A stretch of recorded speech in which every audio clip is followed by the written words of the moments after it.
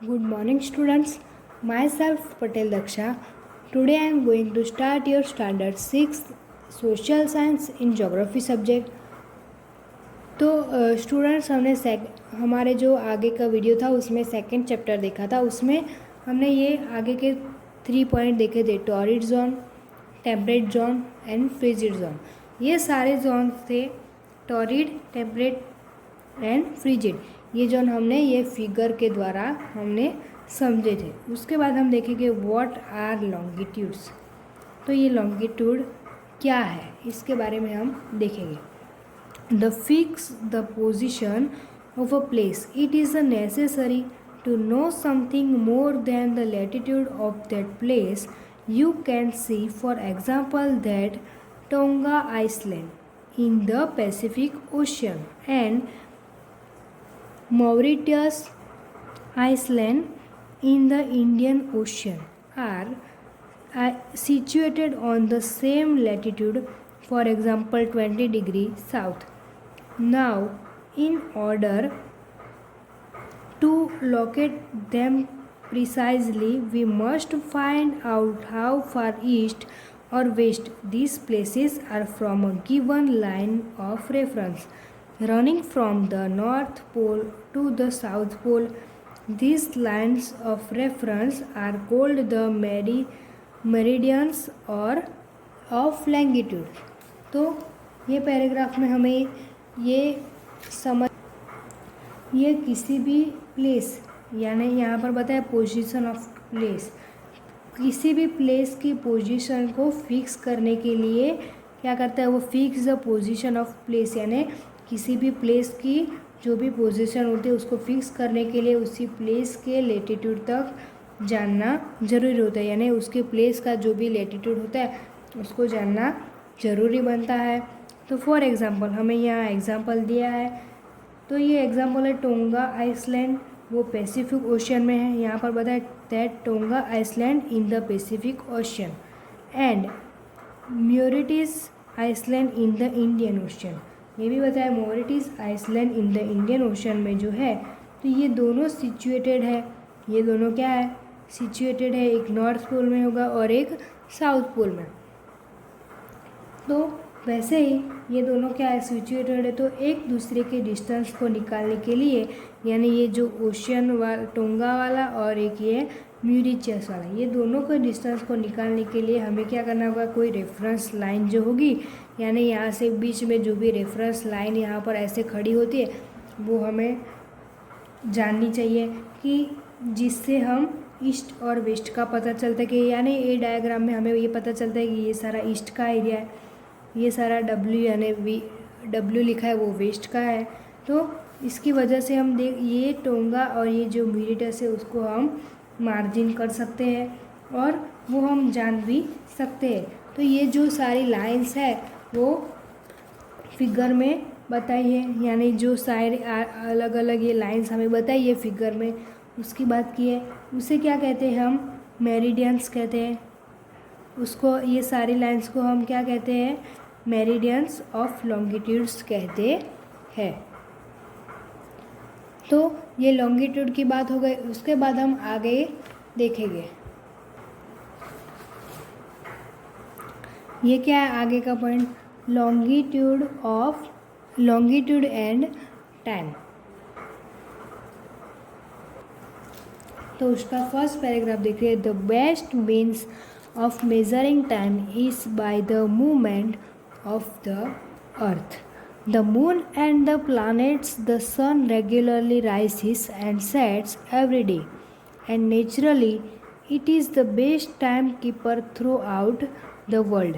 Local time can be reckoned by the shadow cast by the sun, which is the shortest at noon and longest at sunrise and sunset.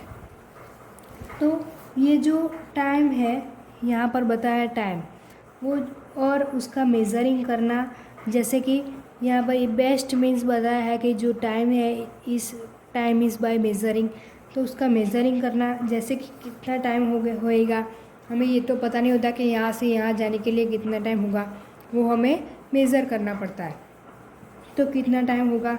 तो इसके लिए जो best idea है यहाँ बताए best, ये जो बेस्ट आइडिया है वो अर्थ का क्या है, मूवमेंट होता है। यहाँ पर बताया by the movement of the earth, ये क्या है, अर्थ का मूवमेंट होता है।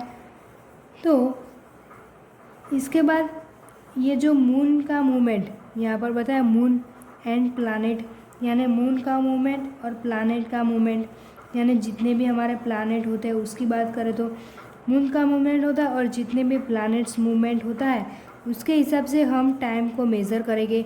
यानी ये सारे बातों के वजह से हम उनको टाइम मेजरमेंट करेंगे। तो ये जो सन है वो डेली रेज करता है, यानी उसके किरण डेली रेजिंग होते हैं।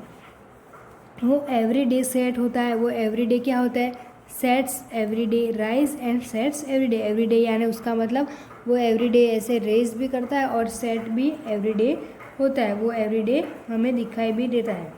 सो नेचुरली ये बेस्ट टाइम कीपर है, उसे हम क्या कहते हैं, बेस्ट टाइम कीपर भी कहते हैं। और वो पूरे वर्ल्ड में एक जैसा टाइम बता सकता है, यानी क्या होता है, वो पूरे हमारे वो जो भी वर्ल्ड है उसमें एक जैसा टाइम वो बता सकता है। तो ये जो शैडो कास्ट का सिस्टम है उसे यूज़ करके टाइम निकाल सकते हैं, यानी जो शैडो कास्ट का जो भी सिस्टम है उसे हम यूज़ करके टाइम निकाल सकते हैं। और उसे यूज़ करके हम क्या करते हैं, लोकल टाइम भी टैग कर सकते हैं, यानी उसका हमारा जो लोकल टाइम होता है उसको भी हम टैग कर सकते हैं। तो ये जो शैडो को फॉलो करते हैं उसका हम टाइम जो भी जान सकते हैं, वो कभी कितना समय हुआ है वो सारी बातें हम इनकी वजह से जान सकते हैं। तो इसके बाद when the prime meridian of Greenwich has the sun at the highest point in the sky, all the places along this meridian will have midday or noon। तो ये जो प्राइम मेरिडियन के ऊपर जो सन होता है, यानी जो हमने आगे के वीडियो में देखा था वो फिगर में कि जो प्राइम मेरिडियन के ऊपर जो सन है वो हाईएस्ट पॉइंट पर होता है, यानी वो एकदम 90 डिग्री पर सन के रेज होते हैं, यानी उसके सन के रेज कहाँ होते हैं, एकदम 90 डिग्री, यानी ऐसे हमने ऐसे लाइन भी ड्रॉ वो फिगर में की थी वैसे होते हैं।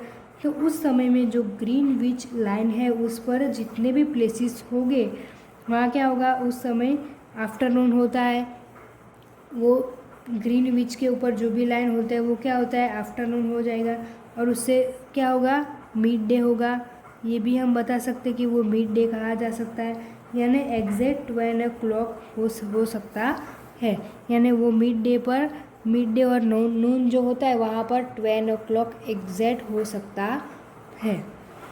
इसके बाद as the earth rotates from west to east, those places east of Greenwich will be ahead of Greenwich time and those to the west will be behind it। figure 2.8 यानी यहाँ पर है ये जो फिगर दी है उसकी बात हम आगे करेंगे।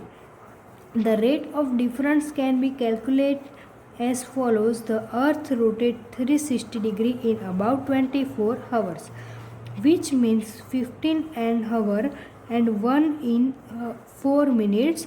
Thus when it is 12 noon at Greenwich, the time at 15 degree each of the Greenwich will be 50 into 4 is equal to 60 minutes.